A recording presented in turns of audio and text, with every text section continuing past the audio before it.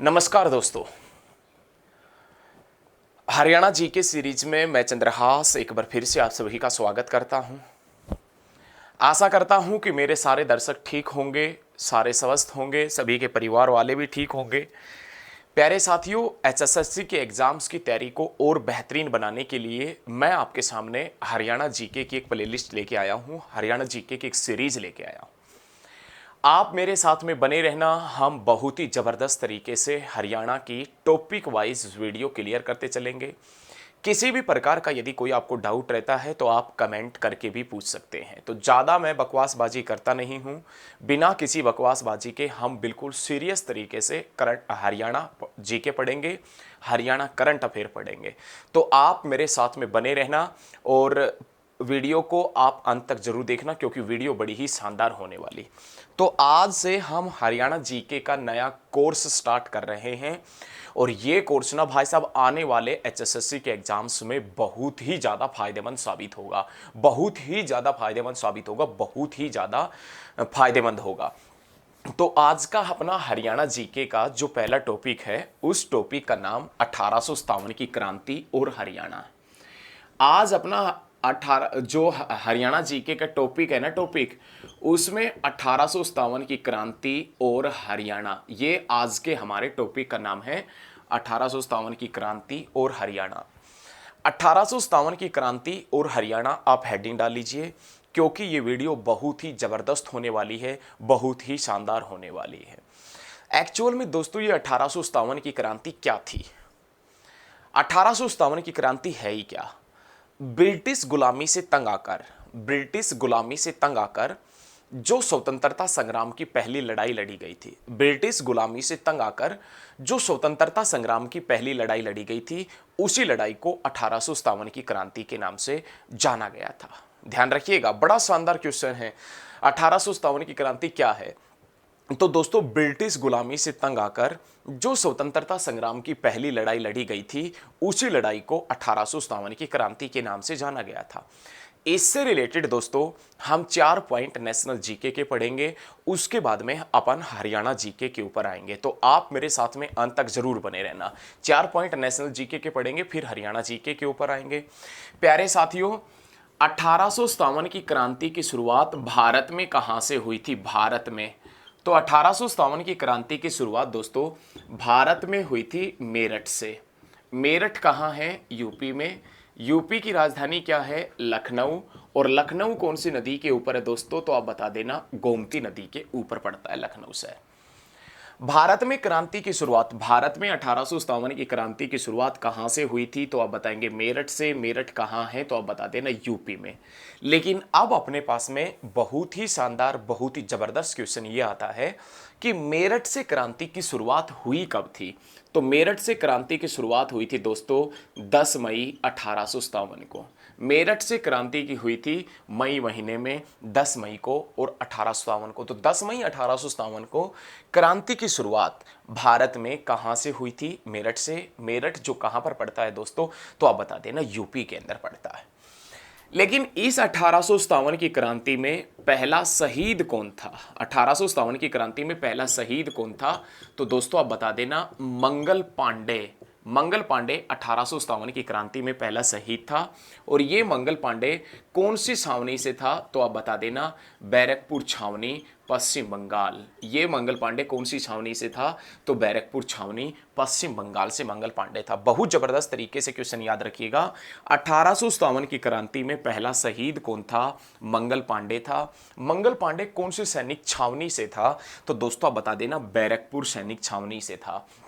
और बैरकपुर सैनिक छावनी कहां पर पड़ती है? पश्चिम बंगाल में।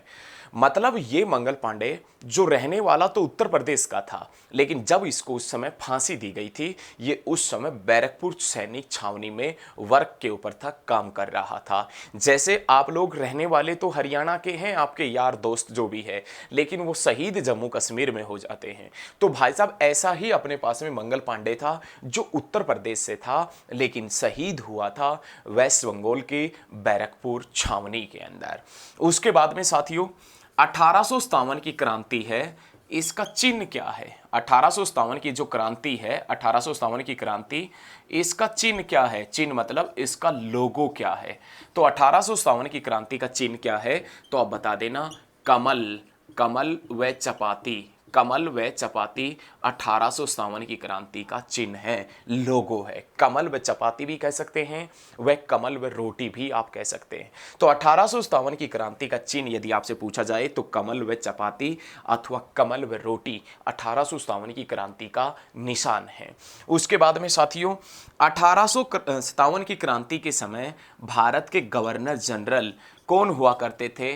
तो आप बताएंगे लॉर्ड कैनिंग, ये भारत के गवर्नर जनरल थे। दोस्तों वीडियो बड़ी शानदार है, और यदि वीडियो शानदार है और वीडियो पसंद आती है तो आप अपने दोस्तों से बोले कि वो हमारे साथ में जुड़े, और आप हमारे साथ में लगातार जुड़े रहें और वीडियो को अंत तक जरूर देखना। आप अपने दोस्तों से बोलना हमारे साथ में जुड़े, ज़्यादा से ज़्यादा वीडियो को शेयर करें और हमारे साथ में बने रहें।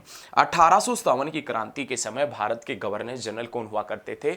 लॉर्ड कैनिंग भारत के गवर्नर जनरल हुआ करते थे।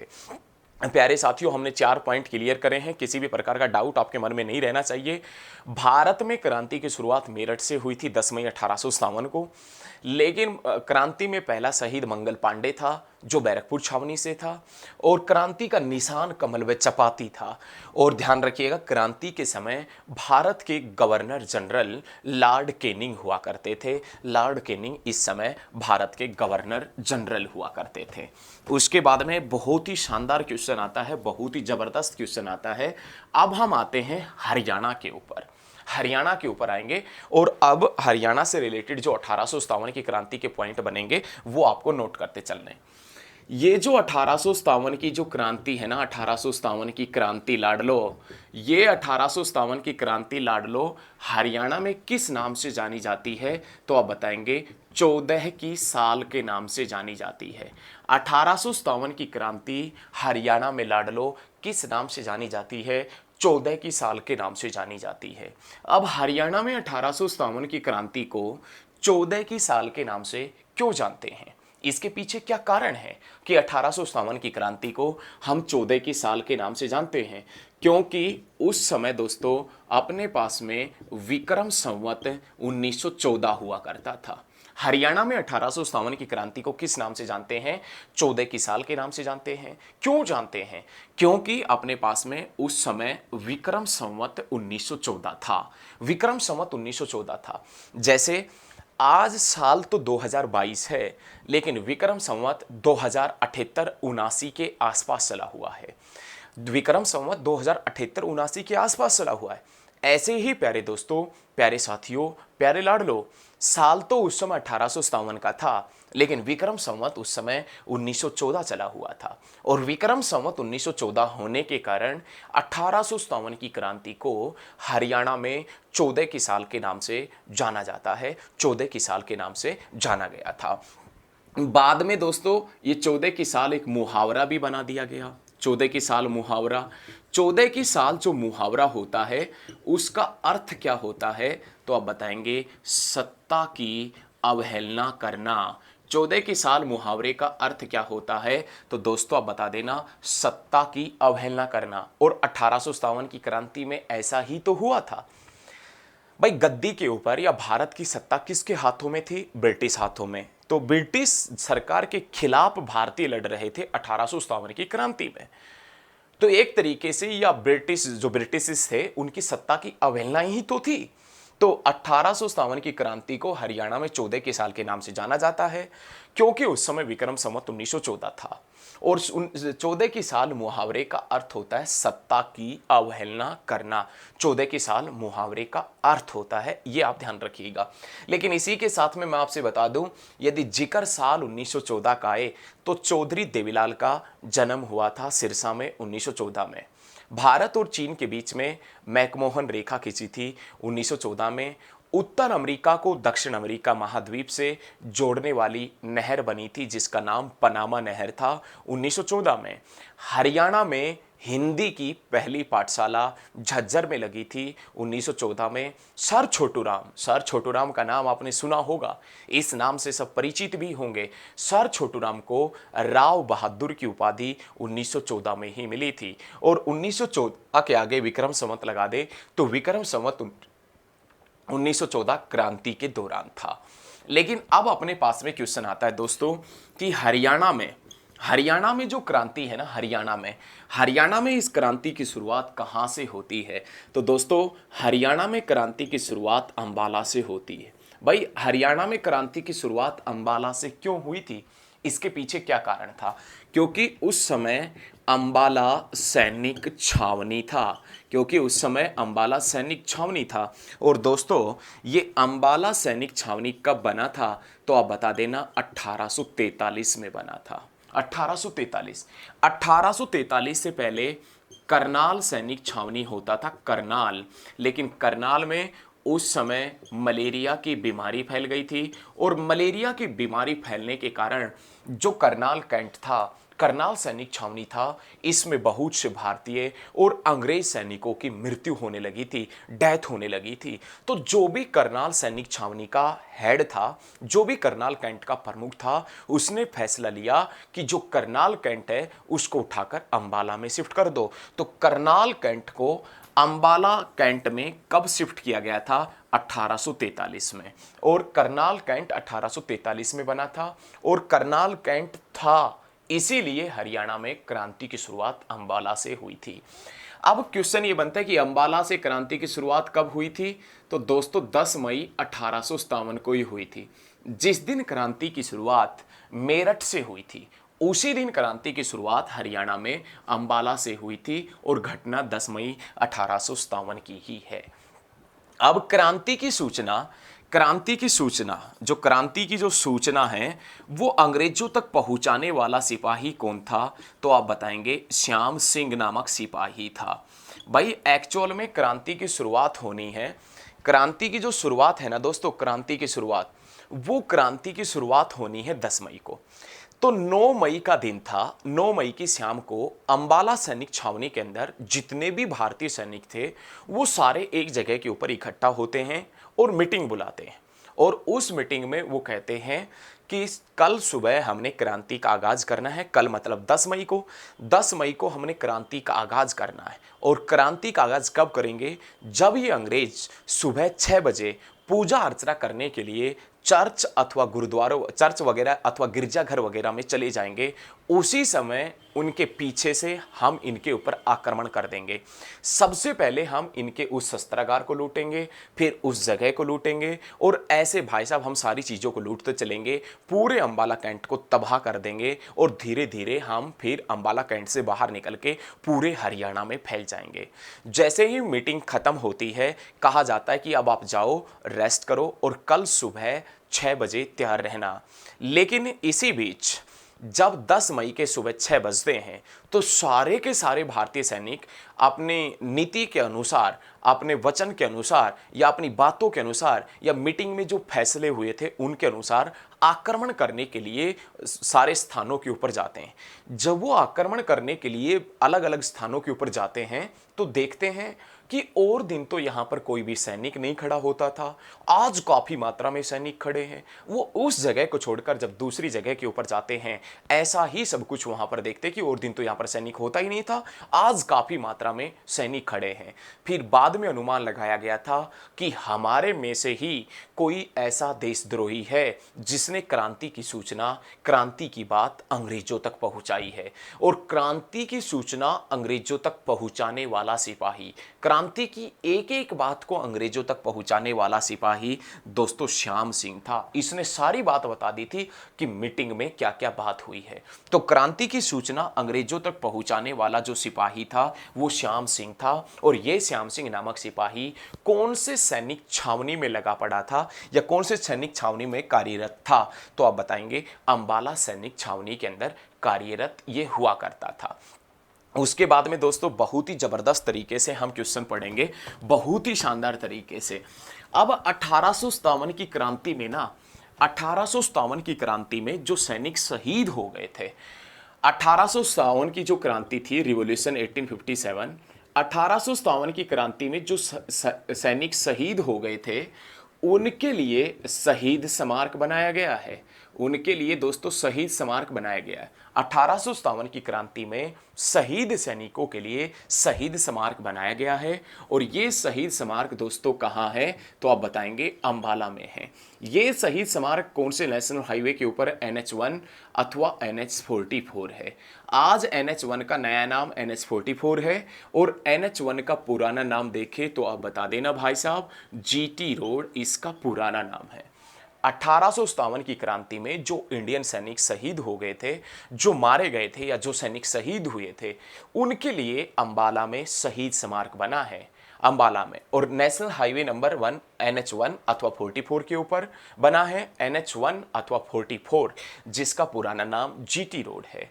और इसके ऊपर NH1 अथवा 44 के ऊपर ये शहीद स्मारक 22 एकड़ भूमि में बना है। 22 किलो के अंदर 22 एकड़ भूमि में बनाया गया है। तो प्यारे साथियों, आप याद रखिएगा दोस्तों कि जो सैनिक 1857 की क्रांति में शहीद हो गए थे, उनकी याद में शहीद स्मारक अंबाला के NH1 अथवा 44 नेशनल हाईवे के ऊपर 22 एकड़ भूमि में बना है।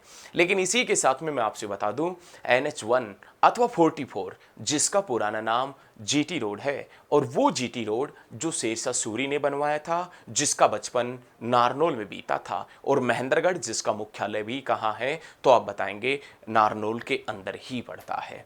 उसके बाद दोस्तों अब हम हरियाणा के अंदर कुछ ऐसी रियासतों का जिक्र करेंगे जिनमें से कुछ रियासतों ने तो 1857 की क्रांति में अंग्रेजों का साथ दिया था, क्योंकि वो रियासत अंग्रेजों से डर गई थी। लेकिन कुछ रियासत के राजा ऐसे हुआ करते थे जो अंग्रेजों के खिलाफ लड़े थे, जिनके खून में बगावत का कोई कचरा ही नहीं था, खून में कतरा ही नहीं था। मतलब बगावत करना ही नहीं चाहते थे, भारत के खिलाफ जाना ही नहीं चाहते थे। वो भारत की जमीन अथवा अपनी रियासत के लिए लड़ना चाहते थे, जिनको गुलामी स्वीकार ही नहीं थी।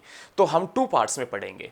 सबसे पहले तो हम उन जगहों का जिक्र करेंगे जिन जगहों के या जिन रियासत के राजाओं ने अंग्रेजों के खिलाफ लड़ाई लड़ी थी, जो स्वतंत्र रूप से जीना चाहते थे, जिनको गुलामी स्वीकार नहीं थी, चाहे युद्ध में वो बेशक मारे जाएं। उसके बाद ये होने के बाद में हम जिक्र करेंगे कि हरियाणा की कौन कौन सी रियासत ने अंग्रेजों से डरकर अंग्रेजों का साथ दिया था, और उसके बाद में हम जिक्र करेंगे वो कौन कौन सी ऐसी हरियाणा से बाहर की रियासत है जिन्होंने अंग्रेजों का साथ दिया था। तो सबसे पहले अब हम देखेंगे कि हरियाणा में कौन कौन सी रियासत से या कौन कौन सी जगह से कौन कौन व्यक्ति अंग्रेजों के खिलाफ लड़ा था। तो दोस्तों सबसे पहले फर्स्ट अपने पास में नाम आता है, एक स्थान पड़ता है रोपड़।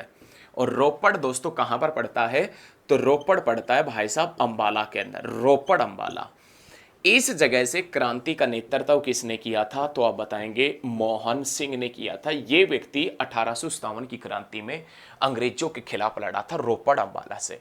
वैसे रोपड़ जिले का जिक्र करें ना, रोपड़ डिस्ट्रिक्ट का जिक्र करें, तो दोस्तों रोपड़ डिस्ट्रिक्ट पंजाब में है, और जहां पर भाखड़ा बांध स्थित है जो सतलुज नदी के ऊपर स्थित है। लेकिन रोपड़ नामक जो स्थान पड़ता अंबाला में, यहां से अंग्रेजों के खिलाफ कौन लड़ा था, मोहन सिंह लड़ा था। उसके बाद में सेकंड अपने पास में नाम आता है दोस्तों भट्टू। और ये भट्टू कहाँ है, तो आप बताएंगे भट्टू पड़ता है फतेहाबाद में। और इस भट्टू फतेहाबाद से भी अंग्रेजों के खिलाफ कौन लड़ा था, तो आप बता देना दोस्तों, मोहन सिंह लड़ा था। मोहन सिंह, भट्टू फतेहाबाद से भी अंग्रेजों के खिलाफ कौन लड़ा था, मोहन सिंह लड़ा था। उसके बाद में थर्ड अपने पास में दोस्तों नाम आता है रानिया। रानिया जिसका पुराना नाम राजबदूर है। ये रानिया दोस्तों जो सिरसा डिस्ट्रिक्ट के अंदर पड़ता है। ये रानिया जहां से क्रांति का नेतृत्व नूर मोहम्मद खान ने किया था। रानिया जहां से क्रांति का नेतृत्व नूर मोहम्मद खान ने किया था। भाई बड़ा ताकतवर नेता था ये नूर मोहम्मद खान। इस नूर मोहम्मद खान ने क्या किया कि अपने समर्थकों के साथ में मिलके, इस नूर मोहम्मद खान ने क्या किया कि अपने समर्थकों के साथ में मिलके रानिया से अंग्रेजों का सफाया कर दिया। अपने समर्थकों के साथ में मिलके रानिया से अंग्रेजों का सफाया कर दिया। रानिया से अंग्रेज भाग गए। नूर मोहम्मद खां के डर के कारण मारा भाई साहब अंग्रेजों को इसने पटक पटक के। उसके बाद जब ये बात हिसार कैंट के अंदर, जब ये बात हिसार कैंट में जनरल वान कोटलैंड को पता चली, जनरल वान कोटलैंड को पता चली कि रानिया सिरसा से अंग्रेजों का सफाया कर दिया, तो जनरल वान कोटलैंड ने पंजाब के फिरोजपुर से सेना बुलाई थी। पंजाब से फिरोजपुर से सेना बुलाई थी। और जैसे ही वो फिरोजपुर वाली सेना, पंजाब के फिरोजपुर वाली सेना जैसे ही दोस्तों पहुंची थी हिसार के अंदर, उस हिसार से उस सेना को लेकर जनरल वान कोटलैंड सिरसा की तरफ जाता है। और जैसे ही जनरल वान कोटलैंड सिरसा की तरफ जाता है, उसका युद्ध नूर मोहम्मद खान के साथ में होता है। उसका युद्ध नूर मोहम्मद खान के साथ में होता है सिरसा डिस्ट्रिक्ट में। लेकिन नूर मोहम्मद खान को यह पता चल गया था कि या तो बेटा यहां से भाग ले वरना मारा जाएगा। अब नूर मोहम्मद खान युद्ध का ग्राउंड छोड़ के सिरसा छोड़ के भागता है। अब आगे आगे नूर मोहम्मद खान, पीछे पीछे जनरल वान कोटलैंड अंग्रेजी सेना लेकर नूर मोहम्मद खान के पीछे पीछे भाग रहे हैं। नूर मोहम्मद खान हरियाणा छोड़ के पंजाब में प्रवेश कर जाता है। पंजाब में भाग रहा है नूर मोहम्मद खान आगे आगे और जनरल वान कोटलैंड और इसकी सेना पीछे पीछे। इस रानिया के नवाब नूर मोहम्मद खान को पंजाब के लुधियाना में पकड़ लेते हैं अंग्रेज, और पंजाब के लुधियाना में पकड़कर सभी के सामने फांसी देते हैं लुधियाना के अंदर ही नूर मोहम्मद खान को। ये ध्यान रखिएगा भाई साहब, बहुत शानदार पॉइंट है, नूर मोहम्मद खान को फांसी देते। तो ये पॉइंट आप लिखते चलिएगा, ठीक है। एक तरफ लिख लेना आप स्थान और एक तरफ लिख लेना नेतृत्वकर्ता, लीडरशिप, मतलब कौन कौन सी जगह से कौन कौन व्यक्ति अंग्रेजों के खिलाफ लड़ा था। उसके बाद में आप देखेंगे हांसी दोस्तों, हांसी जो हिसार में पड़ता है, और हांसी जिसका पुराना नाम आसी है, और आसीगढ़ का किला जो पृथ्वीराज चौहान ने बनवाया था। हांसी जिसका पुराना नाम आसी, और आसीगढ़ का किला जो पृथ्वीराज चौहान ने बनवाया था, जिसको तलवारों के किले के नाम से भी जानते हैं। लेकिन हांसी हिसार से क्रांति का नेतृत्व किसने किया था? तो दो व्यक्ति अंग्रेजों के खिलाफ लड़े थे। एक व्यक्ति जिसका नाम था मिर्जा मुनीर बेग, और दूसरा व्यक्ति यहां से हुआ करता था लाला हुकमचंद जैन। ये दो व्यक्ति अंग्रेजों के खिलाफ लड़े थे भाई साहब। हांसी हिसार से कौन कौन व्यक्ति अंग्रेजों के खिलाफ लड़ा था? तो एक व्यक्ति जिसका नाम मिर्जा मुनीर बेग था, और एक व्यक्ति जिसका नाम लाला हुकमचंद जैन था। लाला हुकमचंद जैन 1857 की क्रांति का नेतृत्व हांसी से किसने किया था? तो मिर्जा मुनीर बेग और लाला हुकमचंद जैन ने किया था। जब ये दोनों व्यक्ति हांसी से अंग्रेजों के खिलाफ लड़ रहे थे, तो दिल्ली से एक फरमान भेजा गया कि मिर्जा मुनीर बेग और लाला हुकमचंद जैन को किसी भी सूरत में जिंदा अथवा मुर्दा गिरफ्तार कर लिया जाए। जब दिल्ली से काफी मात्रा में सैनिक हांसी पहुंचते हैं, तो मिर्जा मुनीर बेग और लाला हुकमचंद जैन के बीच में संघर्ष होता है। मतलब इन दोनों के बीच में, अंग्रेजों के बीच में संघर्ष होता है। उस संघर्ष में मिर्जा मुनीर बेग मारा जाता है, और लाला हुकमचंद जैन को अंग्रेज गिरफ्तार कर लेते हैं। और गिरफ्तार करने के बाद इस लाला हुकमचंद जैन को इसके घर के सामने ही फांसी देते हैं।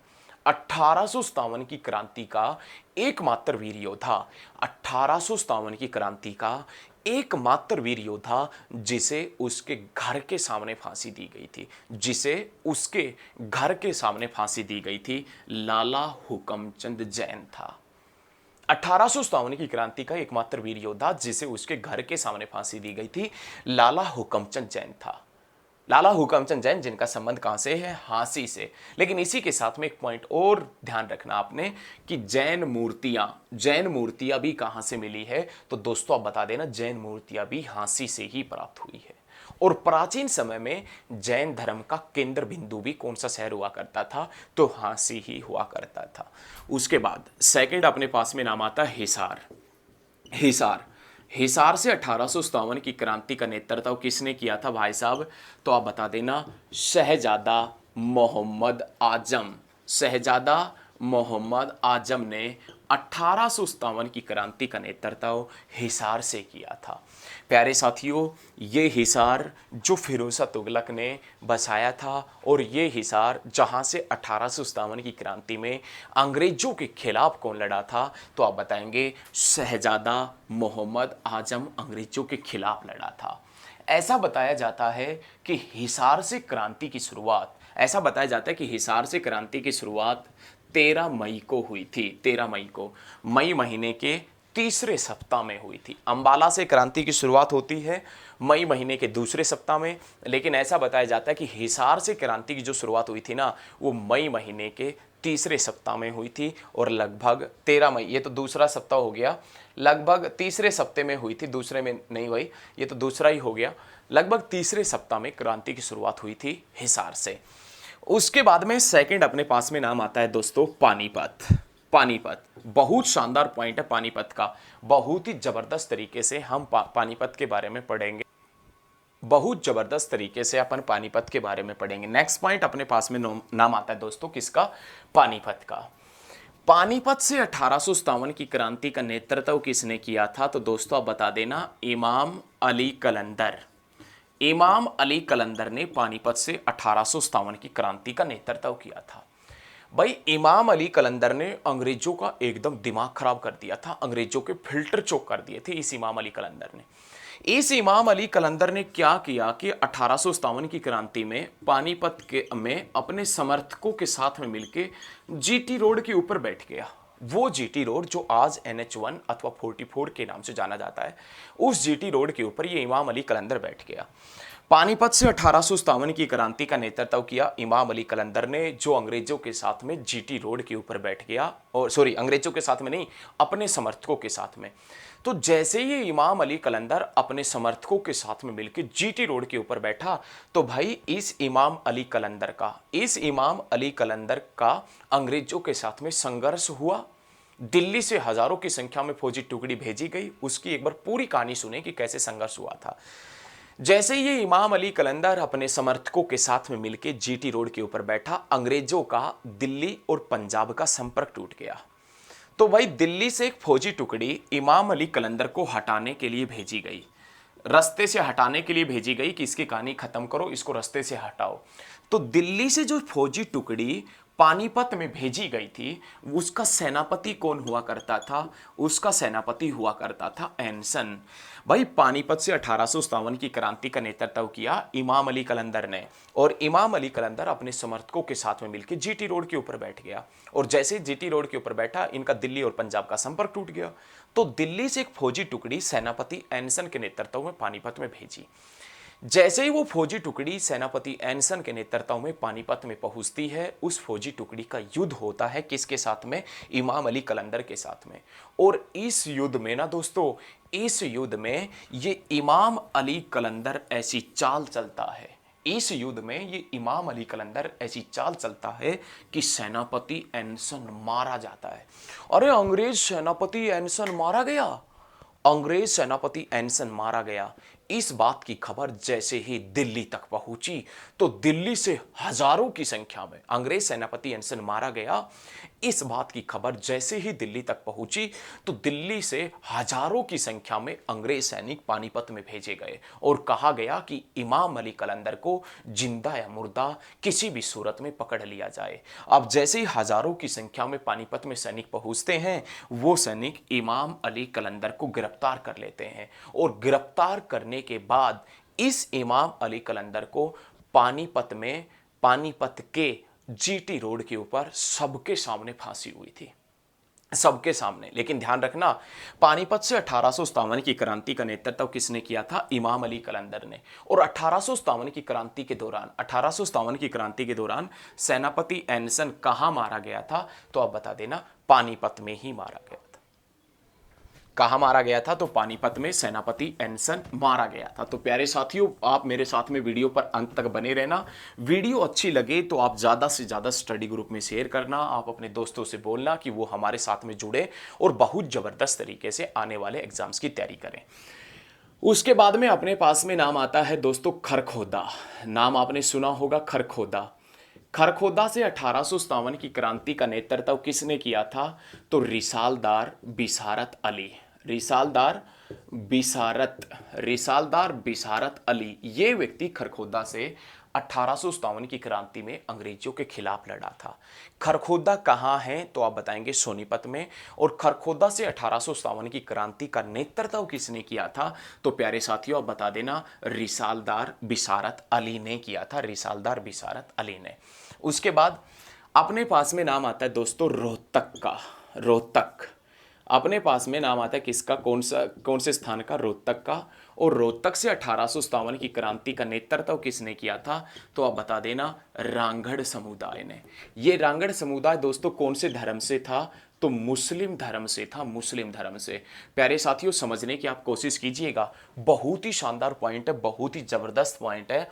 रोहतक से 1857 की क्रांति में एक पूरा का पूरा समुदाय ही लड़ा था, पूरा का पूरा समुदाय लड़ा था रोहतक से 1857 की क्रांति में।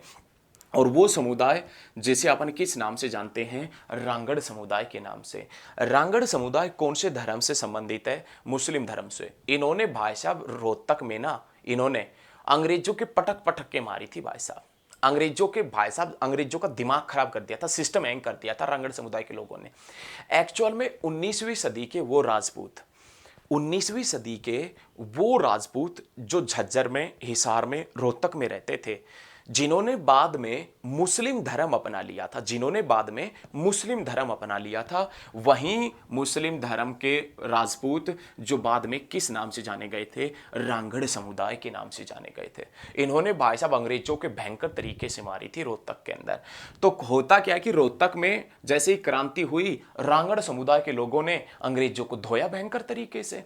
तो उसके बाद में 24 मई 1857 को दिल्ली से एक फौजी टुकड़ी रांगड़ समुदाय के लोगों को दबाने के लिए रोहतक भेजी जाती है। लेकिन बात इस फौजी टुकड़ी से भी नहीं बनती है, क्योंकि रांगड़ समुदाय के लोग बड़े ताकतवर हुआ करते थे। तो भाई इन रांगड़ समुदाय के लोगों को दबाने के लिए अगस्त 1857 में भाई साहब सेनापति हडसन के नेतृत्व में, अगस्त 1857 में सेनापति हडसन के नेतृत्व में एक फौजी दस्ता अगस्त 1857 में सेनापति हडसन के नेतृत्व में एक फौजी दस्ता रोहतक भेजा जाता है। लेकिन जैसे ही सेनापति हडसन अपनी सेना लेकर, अपनी कंपनी लेकर, अंग्रेजी कंपनी लेकर पहुंचता है रोहतक में, रांगड़ समुदाय इसके ऊपर भी टूट पड़ते हैं और सेनापति हडसन का सिस्टम हैंग हो जाता है। और सेनापति हडसन भी रांगड़ समुदाय के लोगों को नहीं संभाल पाया था। तो 1857 की क्रांति में सेनापति हडसन ने रोहतक को कौन से जिले के अधीन कर दिया था? जींद जिले के अधीन कर दिया था। ये ध्यान रखिएगा, सेनापति हडसन ने 1857 की क्रांति में रोहतक को कौन से जिले के अधीन कर दिया था? तो आप बताएंगे दोस्तों, जींद जिले के अधीन कर दिया था। और बहुत ही ज्यादा इंपॉर्टेंट क्वेश्चन कि 1857 की क्रांति का सेनापति हडसन 1857 की क्रांति का सेनापति हडसन कौन से किले को देखकर आश्चर्यचकित रह गया था? तो दोस्तों आप बता देना, महेंद्रगढ़ के किले को देखकर सेनापति हडसन के फिल्टर चौक हो गए थे। 1857 की क्रांति में कौन सेनापति महेंद्रगढ़ के किले को देखकर चकित रह गया था? तो सेनापति हडसन। अरे महेंद्रगढ़ मतलब कानोड़, और कानोड़ का किला है ये भाई साहब किसने बनवाया था? कानोड़ का किला किसने बनवाया था? तो प्यारे साथियों आप बता देना, तात्या टोपे ने। तात्या टोपे जिसका संबंध कहां से रहा है? तो लाडलो आप बता देना, तात्या टोपे जिसका संबंध बिहार से रहा है। तो 1857 की क्रांति में सेनापति हडसन कौन से किले को देखकर चकित रह गया था? महेंद्रगढ़ का किला जो किसने बनवाया था? तात्या टोपे, जिसका संबंध कहां से? बिहार, जिसकी राजधानी क्या है? पटना। कौन सी नदी के ऊपर है? गंगा। कहां से निकलती है? गंगोत्री से। कहां है? उत्तराखंड में। राजधानी क्या है? देहरादून। और उत्तराखंड का कौन सा हिस्सा हरियाणा के साथ में लगता है? तो आप बताएंगे देहरादून ही लगता है। ध्यान रखना भाई, बड़ा मजा आ रहा है आज तो, बहुत मजा आ रहा है, बहुत शानदार भाई, एकदम बहुत अच्छा पढ़ रहे हो आप सारे दोस्त, बहुत अच्छा पढ़ रहे हैं। उसके बाद में अपने पास में नाम आता है दोस्तों झज्जर का। झज्जर से 1857 की क्रांति का नेतृत्व किसने किया था? तो अब्दुर्रहमान खान ने किया था। अब्दुर्रहमान खान। इस अब्दुर्रहमान खान ने झज्जर से 1857 की क्रांति का नेतृत्व किया था। अब्दुर्रहमान खान, झज्जर के नवाब अब्दुर्रहमान खान को। लेकिन 1857 की क्रांति में झज्जर के नवाब अब्दुर्रहमान खान को पकड़ लिया जाता है और इसके ऊपर लाल किले के ऊपर मुकदमा चलता है। और जो लाल किले के ऊपर इसके ऊपर जो मुकदमा चला था ना, उसकी पैरवी किसने की थी? तो राम रिचपाल ने उसकी पैरवी की थी। ध्यान रखिएगा, झज्जर के नवाब अब्दुर्रहमान खान को अंग्रेज क्रांति के दौरान पकड़ लेते हैं। पकड़ने के बाद इनके ऊपर लाल किले के ऊपर मुकदमा चलता है। और भाई साहब, लाल किले के ऊपर जब मुकदमा चला तो अंग्रेजों की अदालत ने फैसला सुनाया कि भाई साहब को फांसी दो। तो इनको फांसी दी गई थी भाई साहब। और इनको फांसी कब दी गई थी? 23 दिसंबर 1857 में। 23 दिसंबर 1857 में दिल्ली के लाल किले के सामने, 23 दिसंबर 1857 में दिल्ली के लाल किले के सामने झज्जर के नवाब अब्दुर्रहमान खान को फांसी दी गई थी। अब्दुर्रहमान खान को। उसके बाद में दोस्तों अपने पास में नाम आता बहादुरगढ़। बहादुरगढ़ नाम सुना होगा आपने। बहादुरगढ़ झज्जर के अंदर पड़ता है। बहादुरगढ़ और चरखी दादरी। बहादुरगढ़ और चरखी दादरी। बहादुरगढ़ और चरखी दादरी से क्रांति का नेतृत्व किसने किया था? नवाब बहादुर जंग ने किया था। ये व्यक्ति 1857 की क्रांति में दोनों जगह से अंग्रेजों के खिलाफ लड़ा था, एक बहादुरगढ़ और एक चरखी दादरी। नवाब बहादुर जंग। बाद में इसको भी गिरफ्तार कर लिया गया था और इसको भी गिरफ्तार करने के बाद में लाल किले पर मुकदमा चला था और इसको भी अगले साल 1858 में फांसी दी गई थी दिल्ली के अंदर। उसके बाद में दोस्तों अपने पास में नाम आता है पटौदी। पटौदी से 1857 की क्रांति का नेतृत्व किसने किया था? अकबर अली ने किया था। अकबर अली ने। उसके बाद में दोस्तों अपने पास में नाम आता है गुरुग्राम से 1857 की क्रांति का नेतृत्व किसने किया था? तो दोस्तों आप बताएंगे अहमद अली और गयासुद्दीन ने। दो व्यक्ति गुरुग्राम से अंग्रेजों के खिलाफ लड़े थे। अंग्रेजों के खिलाफ, जिसमें नाम आता है अहमद अली और गयासुद्दीन का नाम आता है। ये दोनों व्यक्ति गुरुग्राम से अंग्रेजों के खिलाफ लड़े थे। गुरुग्राम से क्रांति की शुरुआत जो हुई थी, वो गुरुग्राम से क्रांति की शुरुआत हुई थी भाई साहब 13 मई को। गुरु द्रोणाचार्य के नाम पे जो शहर बसा है वो गुरुग्राम है। साइबर सिटी के नाम से, मेडी सिटी के नाम से, मिलीनियर सिटी के नाम से हरियाणा के जिस शहर को जानते हैं वो शहर गुरुग्राम है, जहां से क्रांति का नेतृत्व दो व्यक्तियों ने किया था, अहमद अली और गयासुद्दीन ने। लेकिन पटौदी से क्रांति का नेतृत्व अकबर अली ने किया था। और गुरुग्राम की जो एससी रिजर्व विधानसभा की जो सीट है वो दोस्तों कौन सी है? तो आप बता देना, पटौदी। गुरुग्राम के अंदर विधानसभा की 4 सीटें हैं, जिसमें से एक विधानसभा की सीट कौन सी है? पटौदी है। उसके बाद में प्यारे साथियों नाम आता है बल्लभगढ़ जो फरीदाबाद के अंदर पड़ता है, जिसका नाम क्या हो गया? बलरामगढ़, जिसका नाम हो गया बल्लभगढ़, जो फरीदाबाद में पड़ता है, जिसका नाम हो गया बलरामगढ़। यहां से 1857 की क्रांति में अंग्रेजों के खिलाफ कौन लड़ा था? तो राजा नाहर सिंह, बल्लभगढ़ का शेर, बल्लभगढ़ का नवाब, बल्लभगढ़ का राजा हुआ करता था नाहर सिंह। वो 1857 की क्रांति में अंग्रेजों के खिलाफ लड़ा था। लेकिन राजा नाहर सिंह और किस अंग्रेज अधिकारी के बीच में संघर्ष हुआ था? तो एक अंग्रेज अधिकारी हुआ करता था सावर्ज। राजा नाहर सिंह और अंग्रेज अधिकारी सावर्ज के बीच में संघर्ष हुआ था, लड़ाई हुई थी।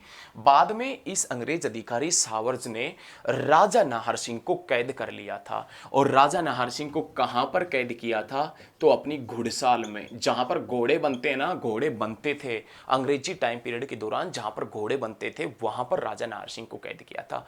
तो बल्लभगढ़ के शेर हुआ करते थे, या बल्लभगढ़ से या बलरामगढ़ से क्रांति का नेतृत्व राजा नाहर सिंह ने किया था। और राजा नाहर सिंह को किसने गिरफ्तार कर लिया था? तो आप बताएंगे, अंग्रेज अधिकारी सावर्ज ने। और बाद में गिरफ्तार करने के बाद में घुड़साल में कैद किया था।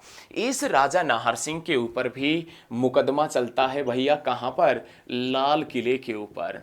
1857 की क्रांति का एकमात्र वीर योद्धा, 1857 की जो रिवॉल्यूशन है, क्रांति है, उसका एकमात्र वीर योद्धा, जिसे लाल किले के दीवान ए आम में पेश किया गया, जिसे लाल किले के दीवान ए आम में पेश किया गया? राजा नाहर सिंह।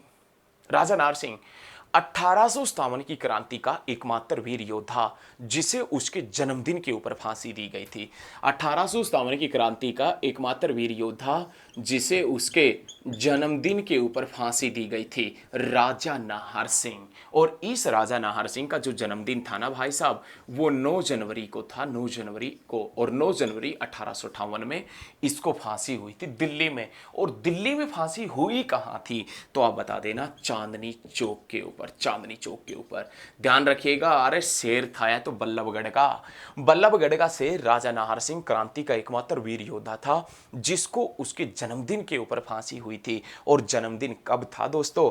9 जनवरी को 1858 में इसका जन्मदिन आया था, 9 जनवरी को। और वहीं उस सही समय चांदनी चौक के ऊपर दिल्ली के अंदर इनको फांसी हुई थी, ये ध्यान रखिएगा। उसके बाद में अपने पास में नाम आता है दोस्तों फरीदाबाद। फरीदाबाद से क्रांति का नेतृत्व किसने किया था तो आप बताएंगे धानु सिंह ने। धानु सिंह ने क्रांति का नेतृत्व किया था, कहां से तो आप बताएंगे फरीदाबाद से।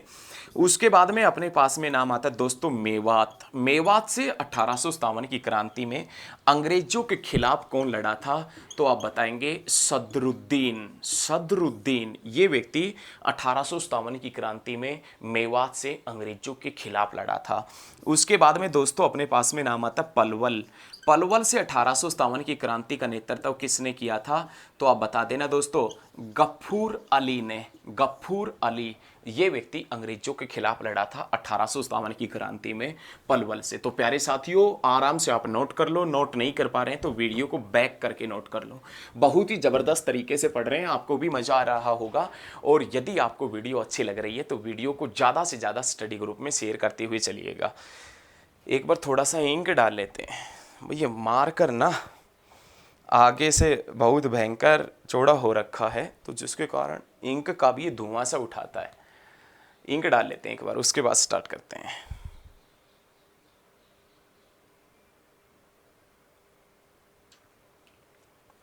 समझ में आ रहा है ना? समझ में आना चाहिए भाई, मज़ा आ जाएगा एकदम, समझ में आना चाहिए। बहुत कम समय बचा है अब तो तैयारी का, बहुत ज़बरदस्त तरीके से तैयारी करेंगे अपन, बहुत शानदार, बिना किसी बकवासबाजी के। बकवासबाजी हम नहीं करते, करनी नहीं आती है ना भैया, क्या करें। नेक्स्ट पॉइंट अपने पास में दोस्तों बहुत ही ज़बरदस्त क्वेश्चन है अपने पास में। अभी हमने पढ़ा है मेवात। मेवात से क्रांति का नेतृत्व सदरुद्दीन ने किया। पलवल से 1857 की क्रांति का नेतृत्व किसने किया? गफूर अली ने किया। अब हम जिक्र करेंगे दोस्तों अहीरवाल का। अहीरवाल, अहीरवाल से 1857 की क्रांति का नेतृत्व किसने किया था? राव तुलाराम ने किया था, राव तुलाराम ने। और ये राव तुलाराम जिसका जन्म कब हुआ था? 1825 में। और राव तुलाराम की मृत्यु कब हुई थी दोस्तों? तो 23 सितंबर 1863 में। 23 सितंबर 1863 में राव तुलाराम की मृत्यु हुई थी काबुल में। और काबुल कहाँ है दोस्तों तो आप बता देना, अफगानिस्तान के अंदर है। ये राव तुलाराम जिसकी मृत्यु काबुल अफगानिस्तान में हुई थी 23 सितंबर 1863 में हुई थी, ये राव तुलाराम जिसने क्रांति का नेतृत्व अहीरवाल से किया था। अहीरवाल मतलब विशेष रूप से रेवाड़ी और नारनौल से क्रांति का नेतृत्व किया था। ये राव तुलाराम और अंग्रेजों के बीच में युद्ध, राव तुलाराम और अंग्रेजों के बीच में युद्ध 16 नवंबर 1857 में होता है। 16 नवंबर 1857 में होता है। और नारनौल के पास में गांव पड़ता है, नारनौल के पास में दोस्तों जिस गांव का नाम नसीबपुर है, नसीबपुर, उस नारनौल के पास स्थित नसीबपुर गांव में अंग्रेजों के बीच में और राव तुलाराम के बीच में युद्ध होता है 16 नवंबर 1857 में। लेकिन उस युद्ध में राव तुलाराम को हार का सामना करना पड़ता है और यहाँ से ये राव तुलाराम भाई साहब सीधा बिहार होते हुए अफगानिस्तान भाग जाता है। और 1863 में इस राव तुलाराम की डेथ हो जाती है। 1863 में राव तुलाराम की डेथ 23 सितंबर को होती है। तो 23 सितंबर को हरियाणा के अंदर हम शहीदी दिवस भी मनाते हैं। 23 सितंबर को हरियाणा के अंदर राव तुलाराम की याद में क्या मनाते हैं दोस्तों? शहीदी दिवस भी मनाते हैं। लेकिन ये चीज आप ध्यान रखिएगा, राव तुलाराम के साथ में जब अंग्रेजों का युद्ध हुआ था नसीबपुर गांव में, नारनौल में 16 नवंबर 1857 में, तो यहां पर अंग्रेजों ने 3 शक्तियों को हराया था। तीन शक्तियों को नष्ट कर दिया था, रेवाड़ी, झज्जर और जोधपुर। भाई 1857 की क्रांति में, 1857 की जो क्रांति हुई थी उसमें राव तुलाराम ने अहिरवाल से नेतृत्व किया था, और अहिरवाल में ये ये कहाँ से लड़ा था, विशेष रूप से रेवाड़ी और नारनौल से, नसीबपुर गांव के अंदर लड़ा था।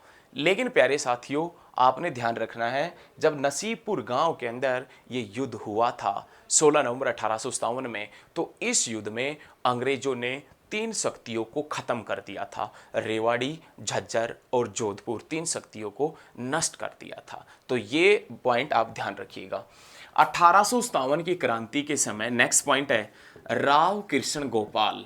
1857 की क्रांति के समय राव कृष्ण गोपाल मेरठ में, मेरठ जो यूपी है, इसमें नायब कोतवाल के पद पर तैनात था, नायब कोतवाल के पद पर तैनात था।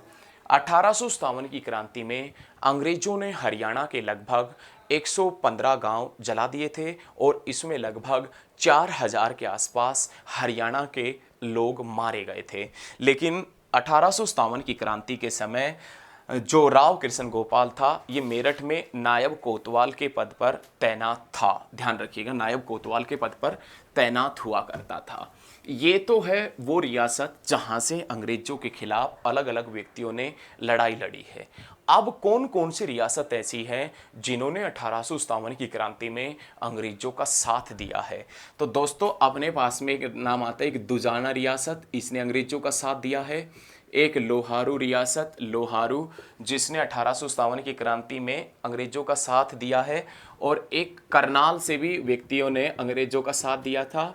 एक अपने पास में नाम आता है छछरौली, छछरौली, छछरौली जो यमुनानगर में है, यहां से भी 1857 की क्रांति में अंग्रेजों का साथ दिया गया था। और छछरौली से 1857 की क्रांति में अंग्रेजों का साथ किसने दिया था? तो छछरौली के शोभा सिंह ने 1857 की क्रांति में अंग्रेजों का साथ दिया था। लेकिन प्यारे साथियों, यहां एक बड़ा दिलचस्प क्वेश्चन आता है, 1857 की क्रांति में अंग्रेजों का साथ देने वाली, 1857 की क्रांति में अंग्रेजों का साथ देने वाली सबसे बड़ी रियासत कौन सी थी? तो दोस्तों आप बता देना, ताउडू रियासत। और ये ताउडू रियासत या ताउडू कस्बा जो मेवात नुहू के अंदर पड़ता है। अब अपने पास में जिक्र आता है हरियाणा के बाहर की वो रियासत जिन्होंने 1857 की क्रांति में अंग्रेजों का साथ दिया था।